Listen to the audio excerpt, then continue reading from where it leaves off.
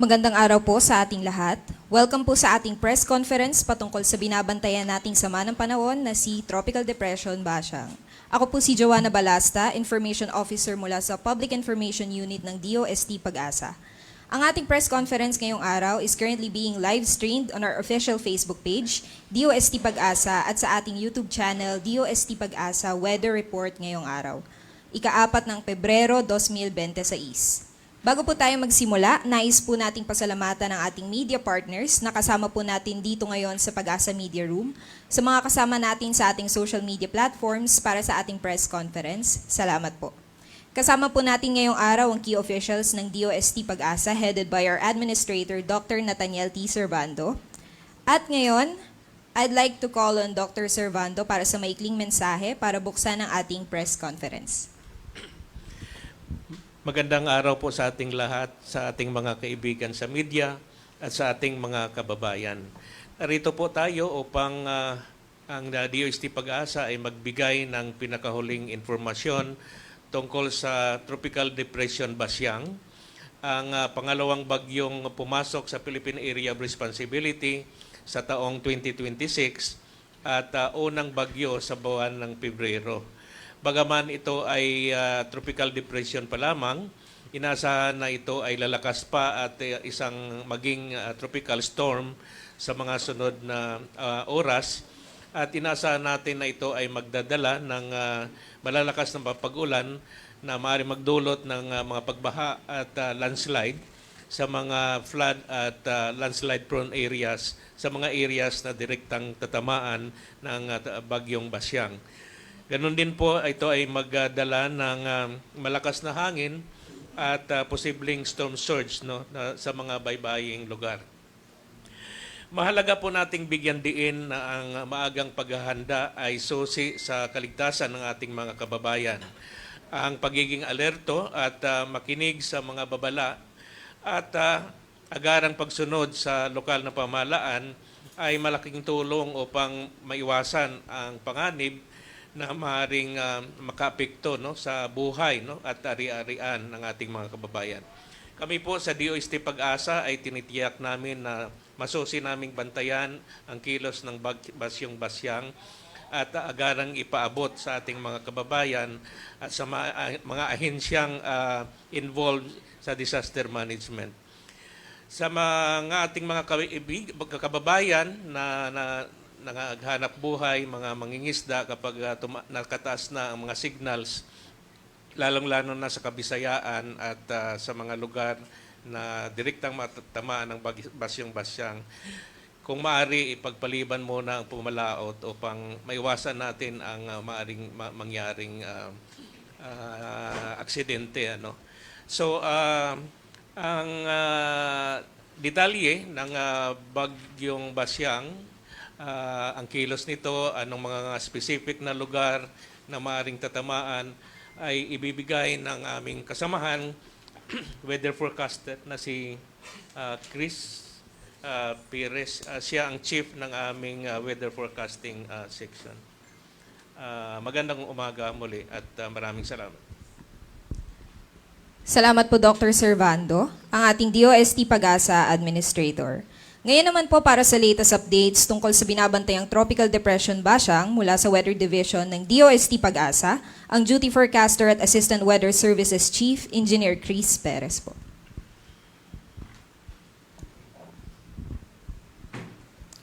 So magandang umaga po sa kanilang lahat. So nagpalabas nga po tayo ng Tropical Cyclone Bulletin hinggil sa Tropical Depression na si Bashang ngayong alas 11 ng umaga. At ito po ang nilalaman ng ating mga babala patungkol sa nasabi ng bagyo. Kung makikita po natin yung pinaka-latest satellite image animation, malayo pa po yung tinatayang sentro ng bagyong si Bashang. Kaninang alas 10 ng umaga, ito po ay nasa around 735 kilometers east ng Hinatuan, Surigao del Sur. Taglay ng bagyong si Bashang, ang lakas ng hangin, 55 kilometers per hour malapit sa gitna at ang pagbugso aabot po na hanggang 70 kilometers per hour. At sa ngayon, kumikilos sa direksyon ng Pakanluran, Timog Kanluran sa bilis na 15 kilometers per hour. Makikita natin, malayo pa yung bagyo pero posibleng may mga bahaging kaulapan na ang humahagip dito nga sa silangang bahagi ng Mindanao. Bukod pa dyan, umiiral pa rin po yung amihan or northeast monsoon dito nga sa hilaga at gitnang bahagi ng ating bansa. So ano nga po ba, unahin natin, ano yung inaasahang pagkilos ng Bagyong Basyang in the next 3 to 5 days. So, ito po yung tinatayang sentro ng lokasyon ni Basyang kanina alas 8 ng umaga. At within 24 hours, bukas ng umaga, ay inaasa natin itong nasa line 340 kilometers east of Hinatuan, Surigao del Sur. Makikita rin po natin na dito sa ating legend ng intensity, dahil nasa dagat pa ito at favorable ito for development, posibleng umabot pa ito sa tropical storm category in the next 24 hours, 12 to 24 hours. And then makikita po natin, sa darating na Biyernes ng umaga, ang tinatayang sentro ay posibleng nandito na sa coastal waters ng Mambahaw, Camiguin. Pero kung papansinin po natin yung forecast track, yung paglapit sa landmass, posibleng bukas ng gabi hanggang sa Biyernes ng madaling araw. And then, because of the possible interaction with the landmass ating bansa, posibleng from storm category ay maging depression category habang tinatawid po ang Visayas Southern Luzon area. At sa darating nga Sabado ng umaga, inaasahang posibleng nasa may bandang coastal waters na ito ng Cuyo Island, Palawan. And then sa darating naman na Linggo ng umaga, ay nandito na siya sa 260 kilometers west ng Coron, Palawan. So, ito pong nakikita nating center track, ito yung tinatayang pagkilos ng sentro lamang. Bigyan din natin yung area of probability, yung parang apa na nakabalot sa center track. Pinakikita pa po nito yung iba pang posibleng senaryo ng pagkilos ng sentro.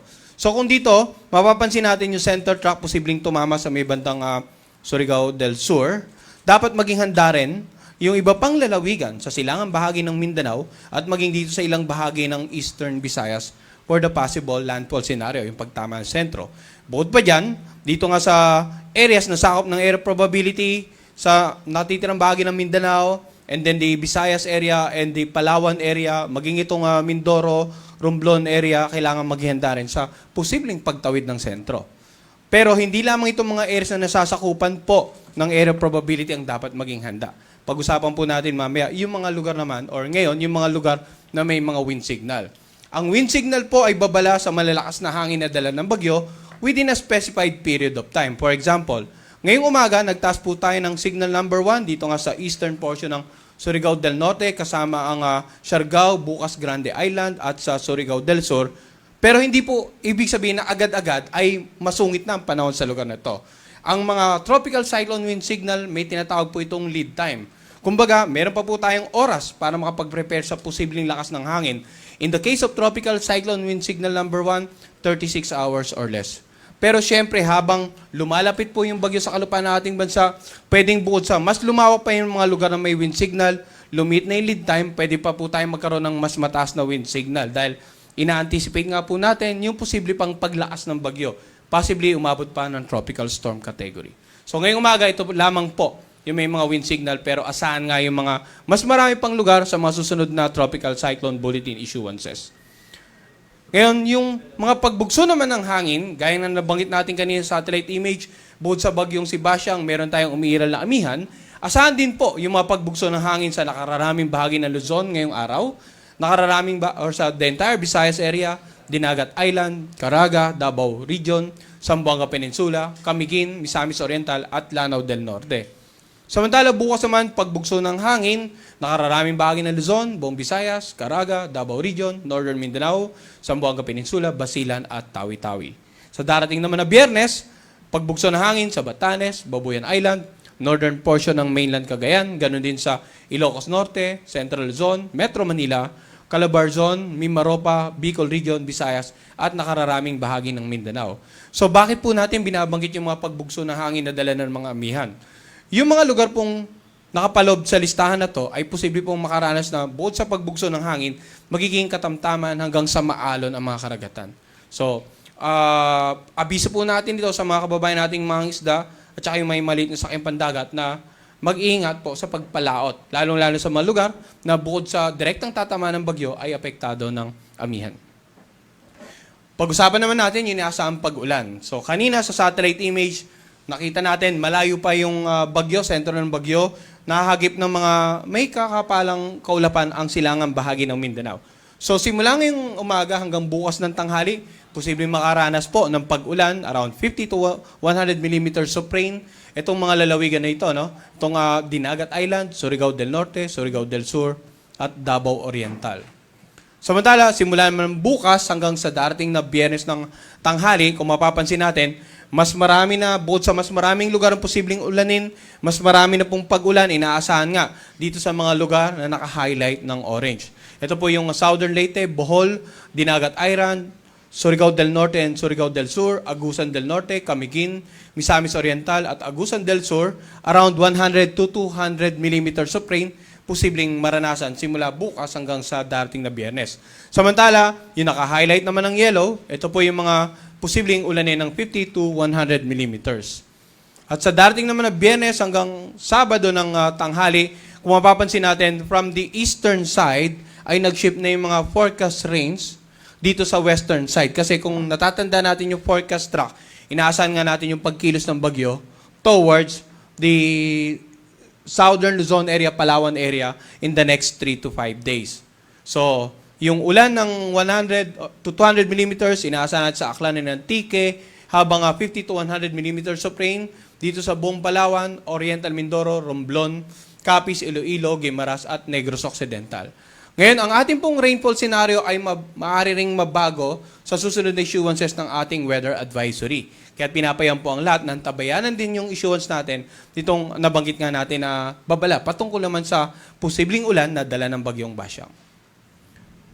Ngayon, pag-usapan naman po natin yung magiging lagay ng pag-alon. Kanina nabanggit natin, umiiral na amihan, bagyong Basyang, posibleng magdulot ng mga maapektuhan yung sea conditions. Ngayon, dahil sa paparating na si Basyang, ito pong dagat sa silangang bahagi ng or northern eastern coast ng Northern Samar at saka itong Eastern Samar area yung naka-highlight ng pula, asahan po natin magiging maalon hanggang sa napakaalon.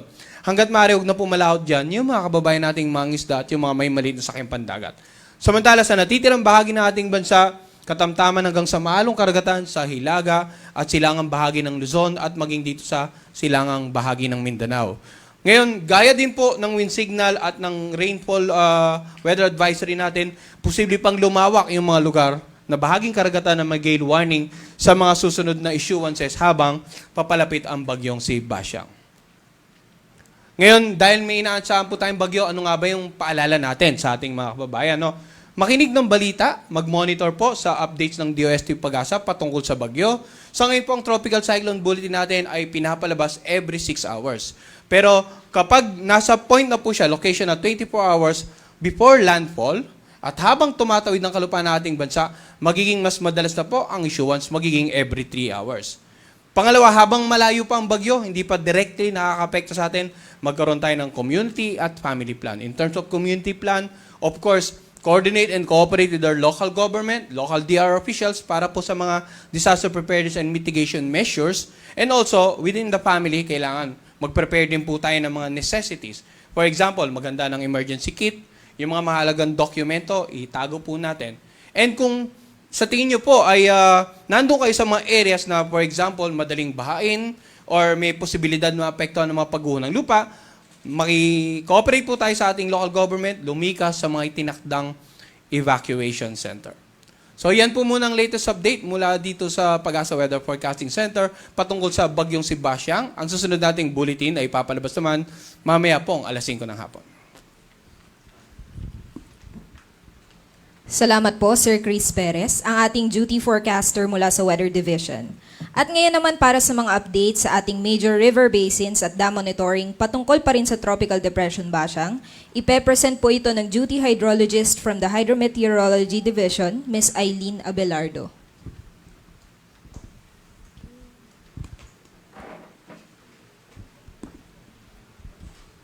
Good morning po sa lahat. Update po para sa monitored dams natin dito sa Luzon as well as yung mga ini-issue or pinapalabas po natin na flood warnings para po sa pag-monitor natin sa mga kailugan.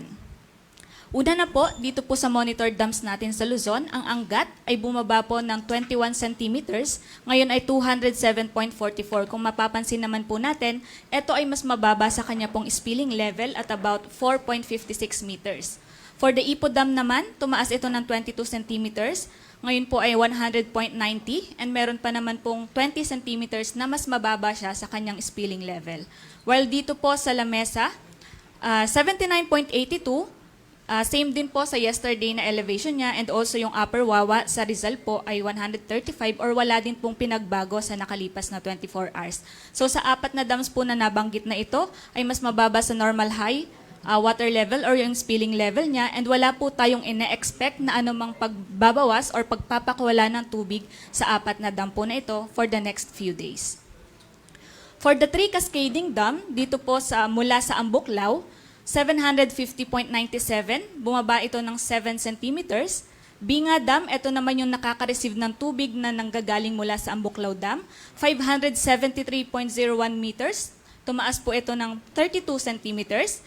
While etong San Roque Dam naman, ito po yung nagre-receive naman ng tubig mula sa Binga Dam, 260.28 meters. Bumaba ito ng 35 centimeters for the past 24 hours.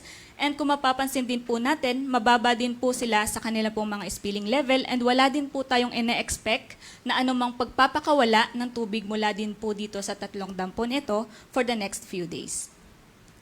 For the Pantabangan Dam, 209.76 meters. May pagbaba na 22 centimeters. Magat, 187.1 meters. May pagbaba po ng 21 centimeters. While ang Kaliraya po ay wala naman pong pinagbago for the past 24 hours. Kasalukuyan ay 287.44 meters. So, dito din po ay mas mababa din po sila sa kanila pong mga spilling level, and wala din pong pagpapakawala ng tubig mula dito for the next few days. And i-monitor na lamang po natin ito, and then mag-update po kami just in case meron din pong advice dun po sa mga dam manager. Ngayon naman po sa ipinalabas na General Flood Advisory kanina pong alas 6 ng umaga, flood alert or posible po yun pong pagkakaroon ng flash flood at landslide sa mga rehiyon sa Davao at Caraga. At flood monitoring naman po or take necessary precautionary measures sa mga rehiyon sa Central Visayas, Negros Island Region, Eastern Visayas, Northern Mindanao, Sorsogon, pati na rin po sa VARM. So, ang next update po for the flood advisory ay mamayang alas 6 po ng gabi. So, eto pong mga nakalista na rehiyon na ito ay posible pong expect po natin na baka mag-upgrade po tayo ng flood warnings sa mga nakalista, or magdadagdag pa po tayo ng mga areas na bibigyan po natin ng flood advisories. So, yun lamang po. Maraming salamat. Salamat po, Ms. Aileen, ang duty hydrologist from the Hydromet Division. Ang pangalawang parte po ng ating press conference ay ang Q&A session. But before that, nais ko lamang pong i-acknowledge ang presence ng key officials ng DOST Pag-asa, headed by Dr. Nathaniel T. Servando, ang ating administrator, Deputy Administrator for Operations and Services, Engineer Roy Badilla, Engineer Socrates Paat Jr., the Chief of the Hydrometeorology Division, and Engineer Juanito Galang, Chief of the Weather Division. Nais rin naming pasalamatan ng aming media partners na patuloy na tinutulungan tayo na maipahatid sa ating mga kababayan ang mga update mula sa DOST Pag-asa. Kasama po natin ngayon sa media room ang mga media partners natin from ABS-CBN, GMA Integrated News, A to Z, Philippine Star, Manila Bulletin, Daily Tribune, Manila Standard, and others. Ayan. So, we'll begin with the question and answer portion of this press conference. Pwede na po tayong pumunta sa ating microphone dito po sa harap. Ayan. At pakibanggit po lamang ang inyong pangalan, affiliation, and if possible, kung para kanino po ang inyong katanungan. Salamat po. Maaari na po tayong magsimula. Good morning po, Angie de la Cruz from the Filipino Star ngayon. Anyone, hindi ko po alam kung sino pwedeng sumagot. Ang gusto ko lang pong malaman ay gaano po magiging kalawak itong epekto ni Basyang dito po sa mga lugar na apektado po ng amihan. Sino po ang maaaring sumagot? Magandang umaga po. Actually, kung makikita po natin, ang epekto po ng amihan is more on the northern central part po kasi. And then, ang epekto naman ni Basyang is more on the central and the southern part.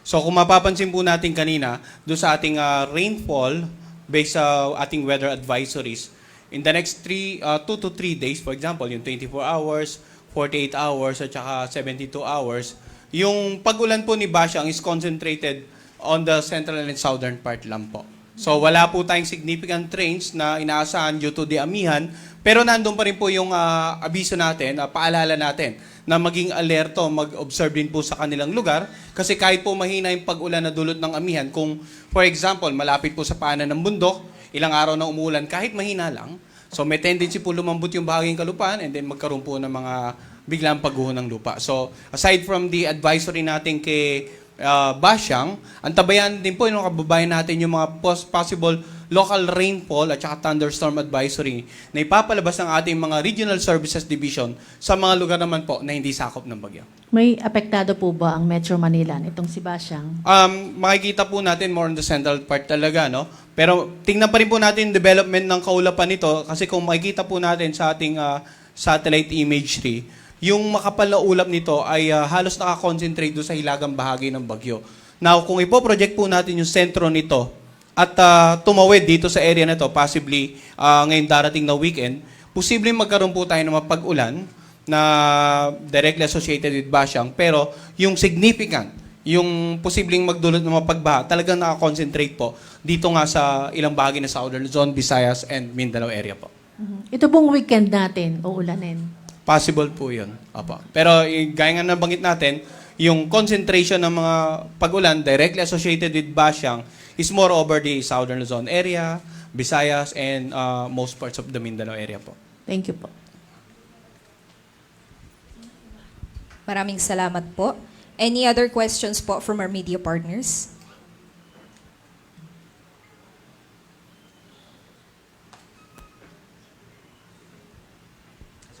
Good morning po, Ariel Ross from ABS-CBN News. Sir, parang dinabanggit yung shear line. Mukhang magkakaroon ng interaction yung shear line sa Baguio towards the weekend. May ilang weather models na nagpapakita na pwede ring significant yung ibuhos na ulan sa Bicol. Mukhang di po kasi kasama dun sa projection. Although may parang, may parang inset na nakalagay na pwede ngang makaranas din ng ulan sa Bicol and Southern Luzon area. Well, tama po sila dyan, no? Kasi kung makikita po natin currently sa ating satellite image ay wala pang direktang interaction. More on the amihan pa lamang po.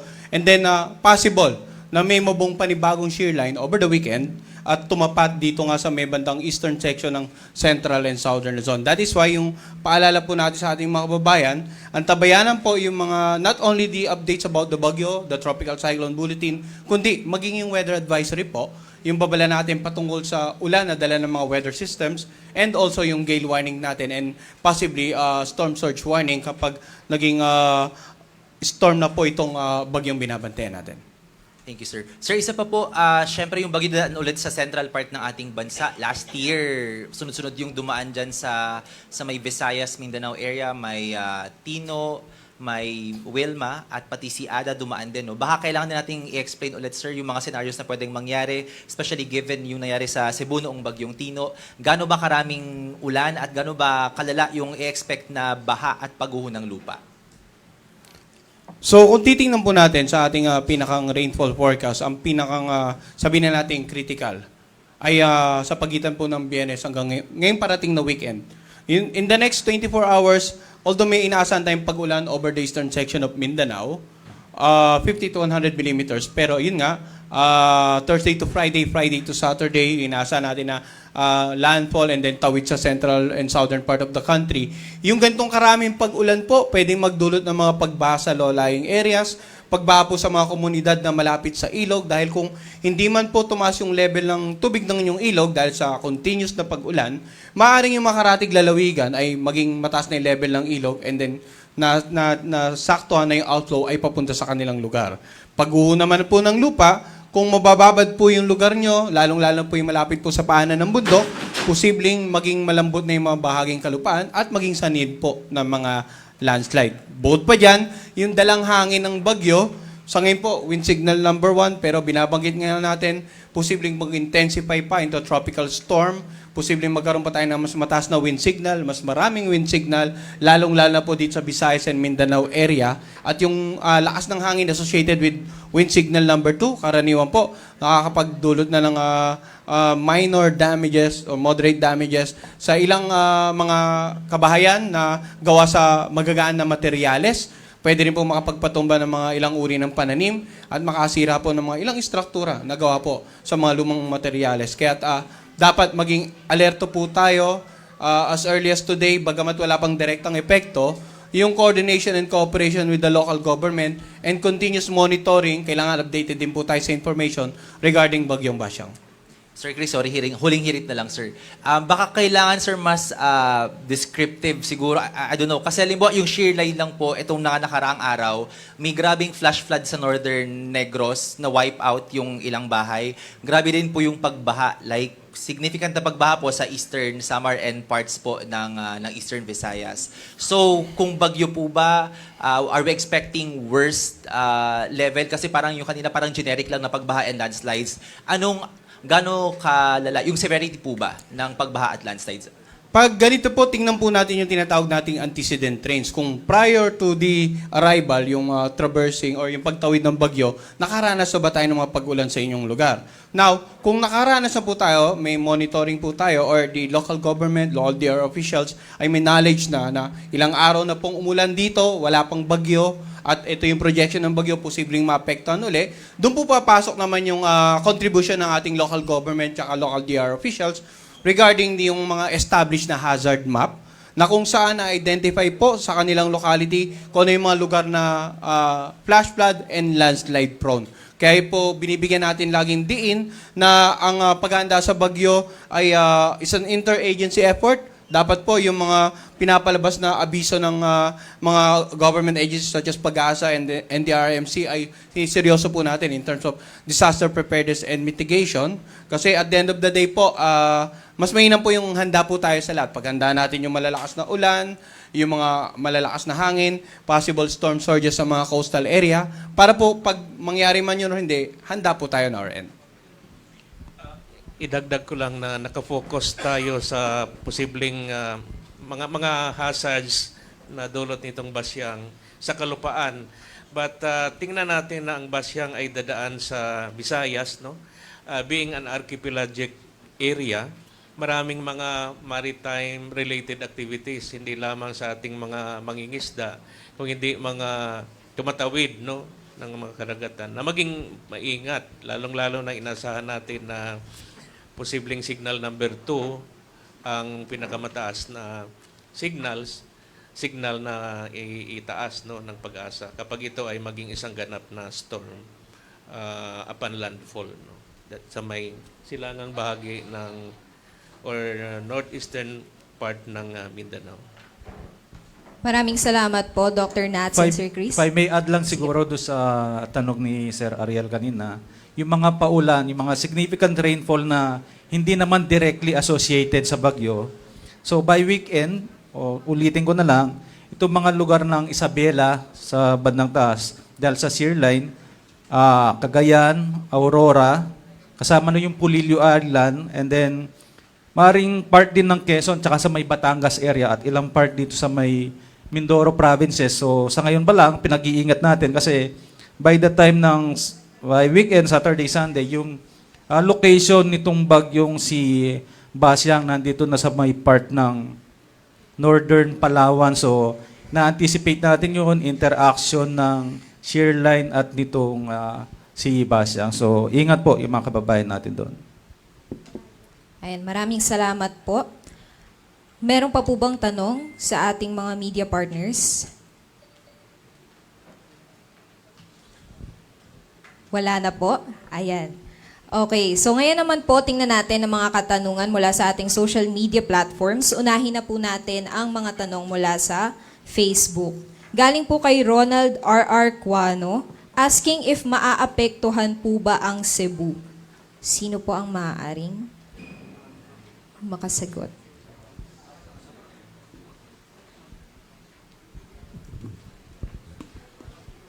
Sa mga kababayan po natin sa Visayas, Southern Luzon at maging sa nakararaming bahagi ng Mindanao, kung titingnan po natin yung ating forecast track, asahan po na posibleng maapektuhan ngayon darating na weekend. So ulitin po natin, no? Ang pinaka-critical is ngayong parating na weekend hanggang sa darating na Sabado, dahil ito inasa natin pagtawid ng bagyo, possibly traverse parts of the northeastern part of Mindanao, and then the Visayas area and parts of the Southern Zone area, Mindoro, Palawan area maapektuhan po.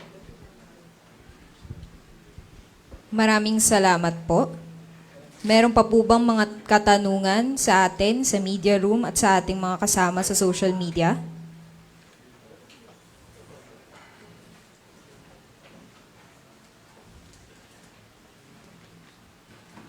Ayan. Kung wala na po, maraming salamat po sa ating mga netizens, pati na rin sa mga tanong at sa ating duty forecaster, hydrologist, and deputy administrators and administrators sa pagsagot po sa ating mga katanungan. Ayan. I think lahat po ng ating concerns ay na-cover na. Kung may mga katanungan po na hindi nabasa ngayon sa ating live stream, susubukan po ng ating social media team na ma-address ang inyong mga katanungan through the comment section, perhaps later after the press conference. Para sa iba pang karagdagang impormasyon at detalye, maaari niyo pong bisitahin ang aming website sa www.pagasa.dost.gov.ph at magtungo lang din po sa aming official social media platforms for Facebook page DOST_Pag-asa, for X at DOST_Pag-asa, at sa aming YouTube channel DOST Pag-asa Weather Report. With that, we pass it on to Sir Roy Badilla from the Office of the Deputy Administrator for Operations and Services to close our press conference. Maraming salamat, Joanna. And isang magandang tanghali po sa ating lahat. So ayon sa pinakita ng ating mga weather forecaster at saka hydrologist kanina, pinakita nila kung saan dadaan ang ang bagyong si Basyang at ano yung mga dala nitong hangin, ang lakas ng hangin at yung mga lakas ng ulan sa mga darating na araw. So, kung makikita natin, may mga malalakas na pag-uulan by weekend. Sana makinig po tayo sa ating mga local government units, sa mga DRR, kasi sila po yung mas nakakaalam doon sa maaaring mangyari o mga sakuna na darating sa inyong mga lugar. So, pinapayuhan po ng ating mga kababayan na kung maaari ay makinig at sumunod sa mga payo ng ating mga local government units. Ang DOST Pag-asa din po ay nagpapasalamat sa lahat ng ating mga media partners, yung mga nandito at saka yung mga subasabaybay sa media, sa online. Napakaraming salamat po sa inyong tulong sa pagpapalaganap ng ating mga warnings na makarating ito doon sa dulo o sa mga lugar kung saan hindi po naaabot ng ating mga broadcast mula sa Pag-asa. Yun lang po at maraming salamat. Salamat po, Sir Roy. Again, maraming salamat po sa ating duty forecaster and hydrologist, Sir Chris and Ma'am Eileen, DOST Pag-asa officials and personnel, ang ating media partners and friends who are present here, and on Facebook and YT. At sa ating mga kababayan who join us online, patuloy na magantabay sa mga updates mula sa DOST Pag-asa. And that concludes our press conference. And on behalf of our Pag-asa Administrator, Dr. Nathaniel Servando, and the whole DOST Pag-asa community, maraming salamat po at mag-ingat po tayong lahat.